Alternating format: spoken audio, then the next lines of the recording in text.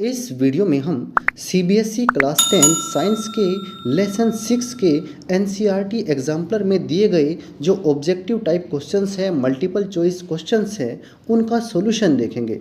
सबसे पहला हमारा क्वेश्चन है, which of the following statements about the autotrophs is incorrect. यहाँ पर बताना है कि ऑटोट्रोप्स के बारे में इनमें से कौन सा स्टेटमेंट इनकरेक्ट है।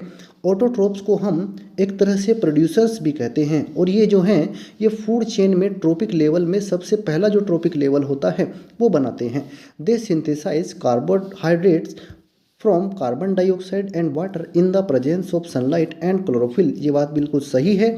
They store carbohydrates in the form of starch. ये भी बात सही लिखी है। They convert carbon dioxide and water into carbohydrates in the absence of sunlight. यहाँ अब्सेंस वर्ड गलत लिखा है, प्रेजेंस ऑफ सनलाइट होता है। ये ऑप्शन यहाँ पर इनकरेक्ट हो गया है। They constitute the first trophic level in food chains. ये बात सही लिखी है। ये जो है फूड चेन में सबसे पहला ट्रोपिक लेवल बनाते हैं, तो option C is the correct answer. जो हमारा इसमें इनकरेक्ट हमें छाड़ना था, तो ये ऑप्शन सी सही आंसर है।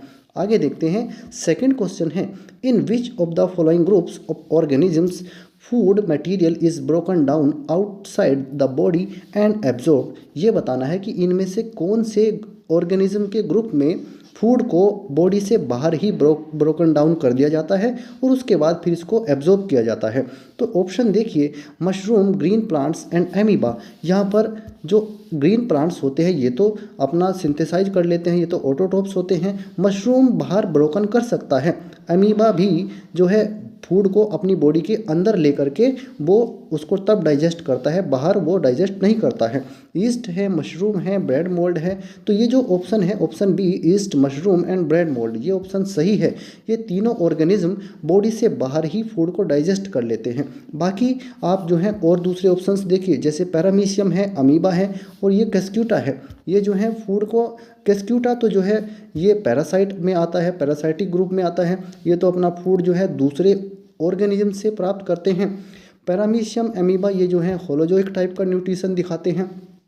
इसी तरह से ये भी हैं। तो आपका जो सही ऑप्शन है ऑप्शन बी। आगे देखते हैं, नेक्स्ट क्वेश्चन है हमारा, सेलेक्ट द करेक्ट स्टेटमेंट। यहाँ पर आपको करेक्ट स्टेटमेंट को सिलेक्ट करना है। Heterotrophs do not synthesize their own food. जो हेटरोट्रोप्स होते हैं वो अपना फूड खुद नहीं बनाते हैं, बात बिल्कुल सही लिखी है। Heterotrophs utilize solar energy for photosynthesis. तो यहाँ पर जो है ये कह रहा है कि जो हेटरोट्रोप्स होते हैं वो सोलर एनर्जी को यूज करते हैं अपने भोजन को बनाने के लिए। तो ऐसा नहीं है, ये बात यहाँ पर गलत है बिल्कुल। आगे, heterotrophs synthesize their own food, बिल्कुल गलत बात है। आगे देखिए, heterotrophs are capable of converting carbon dioxide and water into carbohydrates, बात बिल्कुल गलत है। यहाँ पर ये सभी बातें ऑटोट्रोप्स के लिए सही हो सकती थी, तीनों बातें।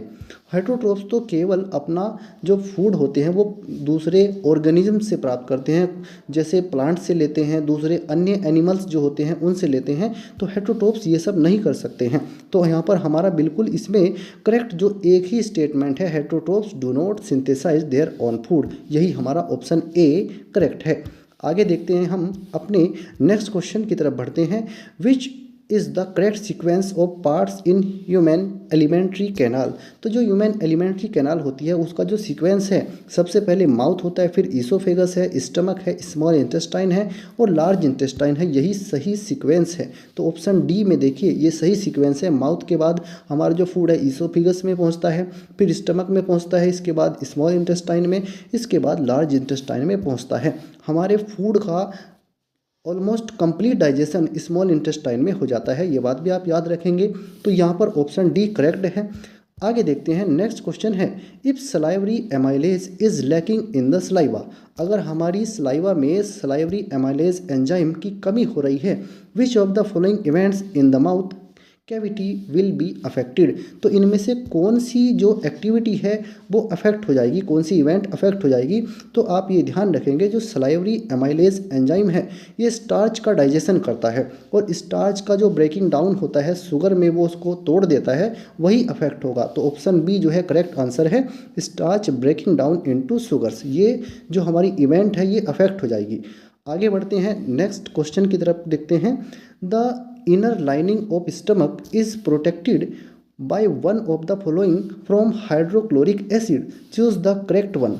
तो यहाँ पर आप ये ध्यान रखेंगे, जो हमारा स्टमक है, स्टमक की जो इनर लाइनिंग होती है, इनर लाइनिंग को जो हमारे स्टमक के अंदर HCl हाइड्रोक्लोरिक एसिड निकलता है, उससे ये जो इसके लाइनिंग को यहाँ पर प्रोटेक्ट करता है, जो म्यूकस इसकी जो इनर लाइनिंग है, इससे म्यूकस भी निकलता है। तो ये म्यूकस क्या करता है, इस HCl से हमारे स्टमक की इनर लाइनिंग को प्रोटेक्ट करता है। तो म्यूकस जो है वो करेक्ट आंसर है, म्यूकस। आगे बढ़ते हैं, नेक्स्ट क्वेश्चन है, which part of alimentary canal receives bile from the liver. Liver से, इसमें से एलिमेंट्री कैनाल का वो कौन सा पार्ट है जिसमें बाइल जूस इकट्ठा होता है। जो हमारा लीवर है, पहले बात तो आप ये ध्यान रखेंगे, ये यहाँ पर लिखा है which of the alimentary canal receives bile from the liver. अच्छा, यहाँ पर जो है, यहाँ पर गैल ब्लैडर नहीं दिया गया है, यहाँ पर आपको सिर्फ इतना पूछा है कि जो बाइल जूस निकल कर आता है, तो इनमें से वह कौन सा पार्ट है जहाँ पर वो पहुँचता है, यानी वो जहाँ पर अपना डाइजेशन का जो प्रोसेस है उसको कंप्लीट कराने में हेल्प करता है। तो यहाँ पर स्टमक लिखा है, स्मॉल इंटेस्टाइन लिखा है, लार्ज इंटेस्टाइन लिखा है, इसोफेगस लिखा है। तो हमारी जो स्मॉल इंटेस्टाइन है, स्मॉल इंटेस्टाइन का जो सी सेक्शन वाला पार्ट है, यहाँ पर लीवर प्रेजेंट होता है, लीवर के ऊपर यहाँ पर ये गोल ब्लैडर रहता है। गोल ब्लैडर से स्मॉल इंटेस्टाइन में लीवर से जो बाइल जूस बनता है वो गोल ब्लैडर में इकट्ठा होता रहता है, और गोल ब्लैडर से निकल करके वो स्मॉल इंटेस्टाइन में आता रहता है। तो स्मॉल इंटेस्टाइन वो पार्ट है, जो एलिमेंट्री कैनाल का वो पार्ट है, स्मॉल इंटेस्टाइन, जहाँ पर बाइल जूस डाइजेशन में हेल्प करता है आकर के।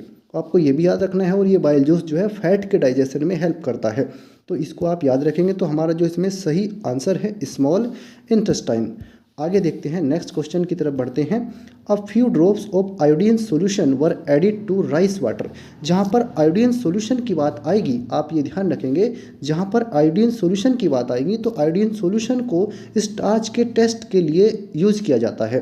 तो a few drops of iodine solution were added to rice water, the solution turn blue black in colour, this indicates the rice water contains.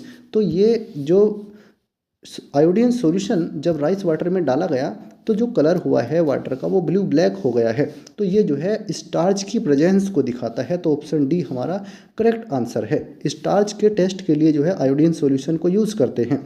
आगे देखते हैं, in which part of the alimentary canal food is finally digested. अभी हमने आपको ऊपर बताया था, जो स्मॉल इंटेस्टाइन होती है एलिमेंट्री कैनाल में, वहाँ पर फूड जो है वो फाइनली डाइजेस्ट हो जाता है। ये बात आप याद रखेंगे, small intestine, option D is the correct answer.